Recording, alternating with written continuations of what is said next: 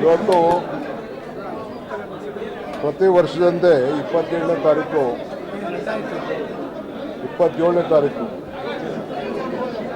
June 27ನೇ ತಾರೀಕು ಕೆಂಪೇಗೌಡ ದಿನಾಚರಣೆ ಆಚರಣೆ ಬಗ್ಗೆ ಸಭೆಯನ್ನು ಕರೆಯುವಂಥ ವಾಡಿಕೆ, ಯಾವ ರೀತಿ ಮಾಡಬೇಕು, ಏನೇನು ಸಲಹೆಗಳನ್ನು ತೆಗೆದುಕೊಳ್ಬೇಕು ಅಂತೇಳಿ ಎಲ್ಲ ಸಂಘಟನೆಗಳನ್ನು ಕರೆಸಿ ನಾವೆಲ್ಲ ಚರ್ಚೆ ಮಾಡ್ತಾಯಿದ್ದೆವು. ಅದೇ ರೀತಿ ಇವತ್ತು ಕೂಡ ಎಲ್ಲ ಕರೆಸಿ ಚರ್ಚೆ ಮಾಡಿದ್ದೇವೆ. 27ನೇ ತಾರೀಕು ಈ ವರ್ಷ 27ನೇ ತಾರೀಕು 11:30 ಗಂಟೆಗೆ ಕೆಂಪೇಗೌಡ ನಾಡಪ್ರಭು Kempegowda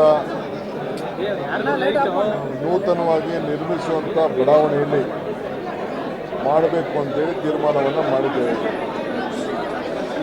so Bangalore development authority ವತಿಯಿಂದ ಹ್ಯಾರಿಸು ಮತ್ತು ಸೋಮಶೇಖರ್ ಅವರ ನೇತೃತ್ವದಲ್ಲಿ 15 ಲಕ್ಷ ಸಸಿಗಳನ್ನು ಗಿಡಗಳನ್ನು ಅಲ್ಲಿ ನೆಡಬೇಕು ಅಂತೇಳಿ BDA ಅವರು ತೀರ್ಮಾನವನ್ನು ಮಾಡಿದ್ದಾರೆ. ಸೊ ಆ ಕೆಲಸ ಕೂಡ ಅವತ್ತು ನಡೀತದೆ. 5 ಕಡೆಯಿಂದ ಮಾಮೂಲಿ ಗೋಪುರದಿಂದ ತಂಡಗಳು ಬರ್ತದೆ.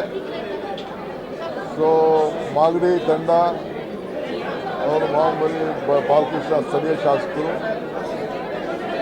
ಹುಲಿಯದುರ್ಗ ಕಡೆಯಿಂದ ರಂಗನಾಥ್ ಅವರು, ಸೊ ದೇವನಹಳ್ಳಿ ಕೆಂಪೇಗೌಡ ವಿಮಾನ ನಿಲ್ದಾಣದಲ್ಲಿ ಏನು ಒಂದು ಪುತ್ಥಳಿ ಇದೆ, ಅಲ್ಲಿ ಕಾರ್ಯಕ್ರಮವನ್ನು ನಮ್ಮ KH ಮುನಿಯಪ್ಪನವರು ವಹಿಸ್ತಾರೆ. ಬೆಂಗಳೂರು ನಗರದಲ್ಲಿ ಕೃಷ್ಣ ಬೈರೇಗೌಡರ ಮುಖಂಡತ್ವದಲ್ಲಿ ಇನ್ನು ಕೆಲವು ಪ್ರಿಪ್ರೇಷನ್ಸ್ನೆಲ್ಲ ಅವರು ಮಾಡ್ತಾರೆ. ಒಂದು ಕಡೆ ಸೋಮಶೇಖರು, ಒಂದು ಕಡೆ ರಾಮಲಿಂಗಾರೆಡ್ಡಿಯವರು, ಇನ್ನೊಂದು ಕಡೆ ಹ್ಯಾರಿಸ್ ಅವರು, ಇದು ಜಾರ್ಜ್ ಅವರು, ಇನ್ನೊಂದು ಕಡೆ ಬೈರ್ತಿ ಸುರೇಶ್ ಅವರು ಅದು ಜವಾಬ್ದಾರಿಯನ್ನು ತೆಗೆದುಕೊಳ್ತಾರೆ. ಸೊ 5 ಗೋಪುರಕ್ಕೆ ಒಂದು ಕಡೆ ಕೃಷ್ಣ ಬೈರೇಗೌಡರ ಜವಾಬ್ದಾರಿಯನ್ನು ಕೂಡ ತೆಗೆದುಕೊಳ್ತಾರೆ. ಸೊ ಅನೇಕ ಸಲಹೆಗಳನ್ನೆಲ್ಲ ಕೊಟ್ಟಿದ್ದಾರೆ. ಸೊ ನಾವೀಗಾಗಲೇ ಕೆಂಪೇಗೌಡರ ಹೆಸರಿನಲ್ಲಿ ಒಂದು ಟೌನ್ ಪ್ಲಾನಿಂಗ್ ಕಾಲೇಜ್ ಮಾಡಬೇಕು ಅಂತೇಳಿ ನಾನು ಹಿಂದೆ ತೀರ್ಮಾನ ಮಾಡಿದ್ದೆ. ಅದಕ್ಕೀಗಾಗಲೇ ಸಿದ್ಧತೆಗಳೆಲ್ಲ ಕೂಡ ನಡೀತಾ ಇದೆ. ಪ್ರತಿ ವಿಧಾನಸಭಾ ಕ್ಷೇತ್ರದಲ್ಲೂ ಕೂಡ ಈ ಆಚರಣೆ ನಡೀತದೆ. GBA ವತಿಯಿಂದ ಪ್ರತಿ ವಿಧಾನಸಭಾ ಕ್ಷೇತ್ರದಲ್ಲಿ ಆಚರಣೆಗೆ 1 ಲಕ್ಷ ರೂಪಾಯಿ ಹಣವನ್ನು ಕೂಡ ನಾವು ಬಿಡುಗಡೆ ಮಾಡ್ತಾಯಿದ್ದೀವಿ. ಆಮೇಲೆ ಇಲ್ಲೂ ಕೂಡ ಬೆಂಗಳೂರು ನಗರದಲ್ಲಿ ಅದಾದ ಮೇಲೆ ಮತ್ತೆ ಒಂದೊಂದು ವಾರ್ಡಲ್ಲೂ ಕೂಡ 369 ವಾರ್ಡಲ್ಲೂ ಕೂಡ ಅಲ್ಲೂ ಕೂಡ ಒಂದೊಂದು ಕಾರ್ಯಕ್ರಮವನ್ನು ಅವರಿಗೆ 1 ಲಕ್ಷ ರೂಪಾಯಿ ಕೊಟ್ಬಿಟ್ಟು ಅಲ್ಲೂ ಕೂಡ ಒಂದೊಂದು ಕಾರ್ಯಕ್ರಮವನ್ನು ಅವತ್ತಲ್ಲ ಇನ್ನೊಂದು ದಿನ ನಡೆಸಲಿಕ್ಕೆ ಒಂದು ಟೈಮ್ಗಳನ್ನ ನಿಗದಿ ಮಾಡಿ ಬೆಂಗಳೂರು ನಗರದ ಮಂತ್ರಿಗಳು ಅದಕ್ಕೆ ತೀರ್ಮಾನವನ್ನು ಮಾಡ್ತಾರೆ. ಈ ಒಂದು ಮತ್ತು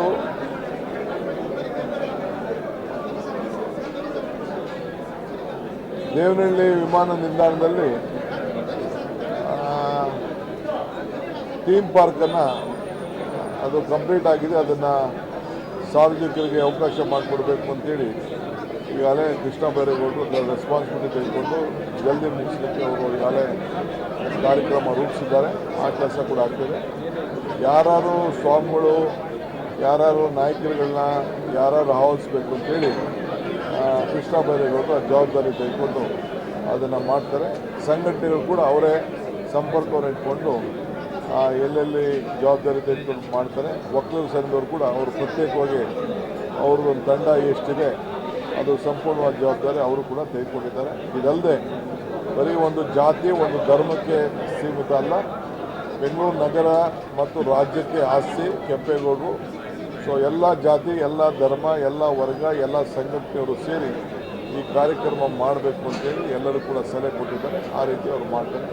ಮುಂದಕ್ಕೆ ಕೃಷ್ಣ ಬೈರೇಗೌಡರು ಮತ್ತು ಸ್ಥಳೀಯ ಮಂತ್ರಿಗಳು, ಶಾಸಕರು, ಎಲ್ಲ ಶಾಸಕರು ಕೂಡ ಇಲ್ಲಿ ಆಹ್ವಾನಿಸ್ತೀವಿ. ಅವರೇ ಜವಾಬ್ದಾರಿ ತೆಗೆದುಕೊಳ್ತಾರೆ. ಆ ಸಂಘಟನೆಯನ್ನು ಅವರು ಮುಂದುವರಿಸ್ತಾರೆ.